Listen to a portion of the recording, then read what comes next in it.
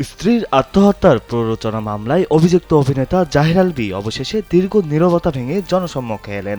তবে সশরীরে নয়, ভার্চুয়ালি ফেসবুক লাইভে এসে নিজের অবস্থান পরিষ্কার করার চেষ্টা করেছেন তিনি। প্রায় 29 মিনিটের এক দীর্ঘ ভিডিও বার্তায় আলভী নিজের অনুপস্থিতির সপক্ষে নানা যুক্তি তুলে ধরেন এবং স্ত্রী ইকরার মৃত্যুর জন্য পরোক্ষভাবে দেশের মানুষ ও শ্বশুরবাড়ির লোকজনকে দায়ী করেন।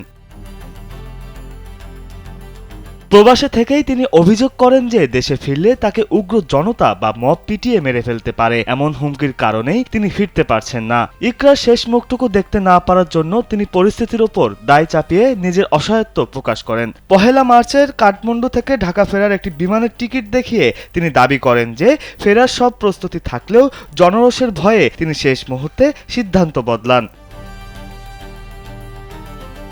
তার ভাষ্যমতে ইকরার পরিবার ও সাধারণ মানুষের কঠোর সমালোচনা তাকে এতটাই মানসিকভাবে বিপর্যস্ত করেছে যে তিনি এখন নিজের ও তার একমাত্র সন্তান রিজিকের ভবিষ্যৎ নিয়ে চরম শঙ্কিত। ভিডিওতে আলভী আবেগঘন কণ্ঠে বলেন যে দীর্ঘ 16 বছরের দাম্পত্য জীবনের ইতি এভাবে হবে তা তিনি কল্পনাও করেননি। নিজের জীবন বিপন্ন হওয়ার আশঙ্কার কথা জানিয়ে তিনি প্রশ্ন তোলেন যে তার কিছু হয়ে গেলে মাতৃহীন সন্তানটির দেখাশোনা কে করবে। স্যান্ডেলিনা সো, রূপচর্চায় আভিজাত্য। তিনি স্পষ্ট করেন যে আইনের মুখোমুখি হতে তার ভয় নেই, কিন্তু গণপিটুনির হাত থেকে বাঁচতেই তিনি এই মুহূর্তে আত্মগোপনে আছেন। সন্তানের মুখের দিকে তাকিয়েই তিনি নিজেকে শেষ করে দেওয়ার চিন্তা থেকে সরে এসেছেন বলে জানান। মূলত সামাজিক মাধ্যমে চলা তীব্র সমালোচনা ও ব্যক্তিগত নিরাপত্তার অভাবকেই তিনি দেশে ফেরার প্রধান বাধা হিসাবে চিহ্নিত করছেন। অন্যদিকে কালবেলার সঙ্গে ফোনালাপে নিজের অবস্থান পরিষ্কার করেছেন এই ঘটনায় নাম জড়ানো অভিনেত্রী তিথি। তিনি জানান, আলভীকে কেন্দ্র করে ইকরার সঙ্গে তার একসময় মনোমালিন্য হলেও পরে ইকরা নিজেই হোয়াটসঅ্যাপে মেসেজ দিয়ে ক্ষমা চান এবং বন্ধুত্ব করতে চান। তিথিও সেই বন্ধুত্বে সাড়া দেন এবং ইকরার বাসায় গিয়ে তাদের মধ্যে অনেক গল্প হয়, যার প্রমাণ আছে তার কাছে।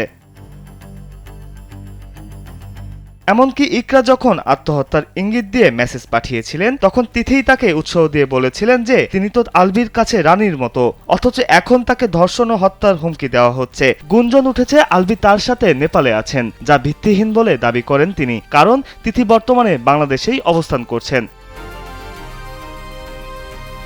তিনি আরও বলেন যে ইকরার মৃত্যু তাকে মানসিকভাবে বিপর্যস্ত করলেও এখনকার পরিস্থিতি তাকে আরও ভেঙে দিচ্ছে। আলভী তার দীর্ঘদিনের সহকর্মী এবং ঘনিষ্ঠ বন্ধু হলেও তাদের মধ্যে কোনো প্রেমের সম্পর্ক বা বিয়ের পরিকল্পনা ছিল না।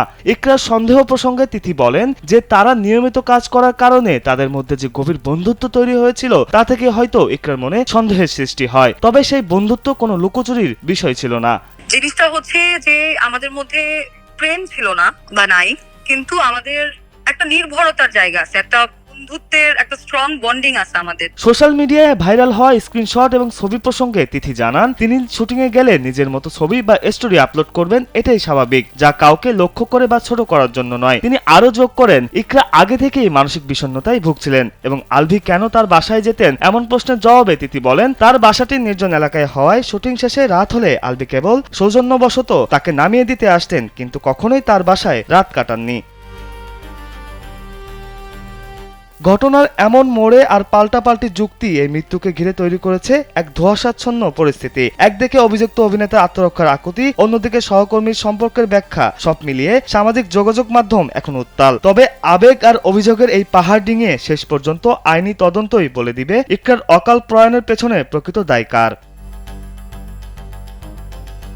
বিনোদন ডেস্ক, কালবেলা।